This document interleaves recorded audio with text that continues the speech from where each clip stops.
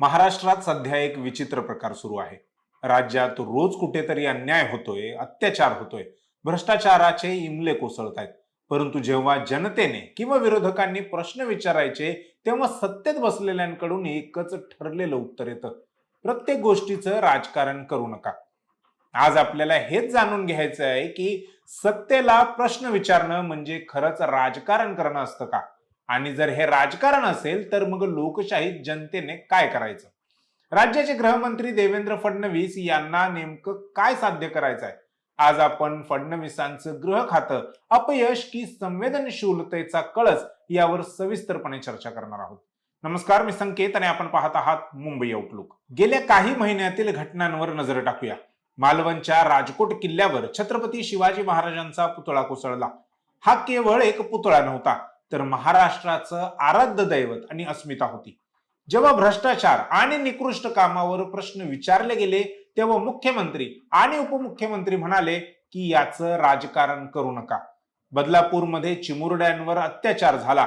संतापलेल्या पालकांनी जेव्हा न्याय मागितला, तेव्हा उत्तर आलं, हे विरोधकांनी फूस लावलेले लोक आहेत, राजकारण करू नका. आणि आता पुण्याच्या नारसापूरची घटना, पुन्हा तेच उत्तर. प्रश्न पडतो की गृहमंत्री म्हणून देवेंद्र फडणवीस यांना कोणीच प्रश्न विचारायचे नाहीत का? राज्यातील कायदा आणि सुव्यवस्था वाऱ्यावर आहे, परंतु गृहमंत्र्यांना मात्र प्रश्न विचारलेलं आवडत नाही. राजकारण म्हणजे तरी नेमकं काय? थोडं तांत्रिक मुद्द्यावर बोलूया.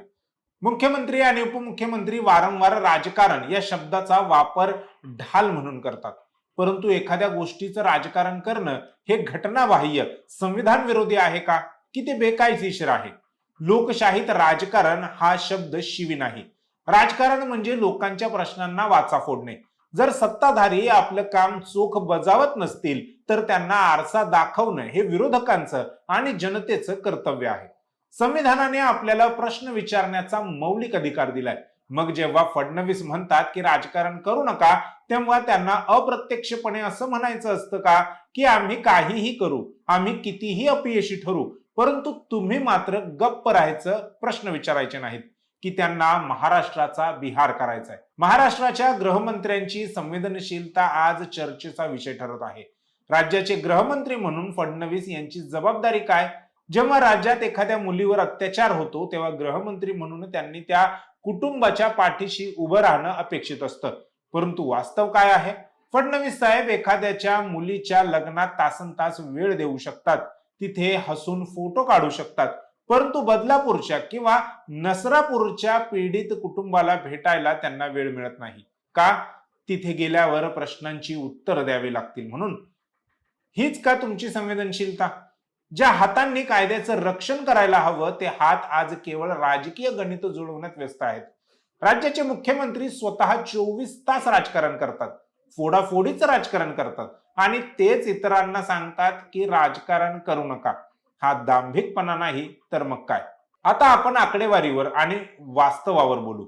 देवेंद्र फडणवीस हे राज्याचे गृहमंत्री आहेत, परंतु त्यांच्या काळात गृह खात्याची अवस्था काय झाली आहे? पुण्यात कोट्यवधींची ड्रग्ज सापडतात, परंतु मुख्य सूत्रधार सापडत नाही. राज्यात महिला आणि मुली सुरक्षित नाहीत. घरून बाहेर पडलेली मुलगी सुखरूप परत घरी येईल याची कोणतीही खात्री राहिलेली नाही. भ्रष्टाचाराने इतकी सीमा ओलांडली आहे की आता महाराजांच्या पुतळ्यांमध्येही पैसे खाल्ले जात आहेत. एवढंच काय, तर आता भ्रष्टाचार थेट मुख्यमंत्र्यांच्या नाकाखालूनच म्हणजे मंत्रालयातूनच होतोय.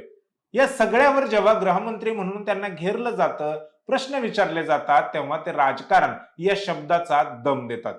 फडणवीस साहेब दम देण्यापेक्षा गुन्हेगारांना जरब बसेल असं काम केलं असतं, तर आज महाराष्ट्राची ही अवस्था झाली नसती. फडणवीस साहेब म्हणतात की प्रत्येक गोष्टीचं राजकारण करू नका.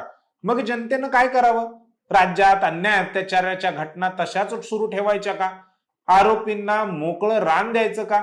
आणि जनतेने फक्त प्रेक्षक बनून बघत राहायचं का? जर सत्तेला प्रश्न विचारणं हे राजकारण असेल, तर हो, आम्ही हे राजकारण करणार.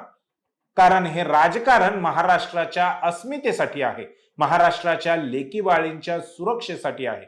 तुमचं ग्रह खातं सपशेल अपयशी ठरलं आहे आणि हे सत्य तुम्ही कितीही राजकारण करू नका असं ओरडलात तरी लपणार नाही.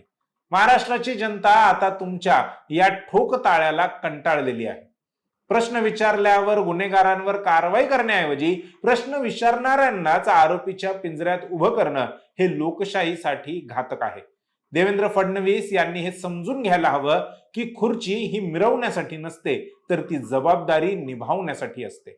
आणि जर तुम्ही जबाबदारी झटकणार असाल तर जनता तुम्हाला येत्या काळात नक्कीच जाब विचारेल.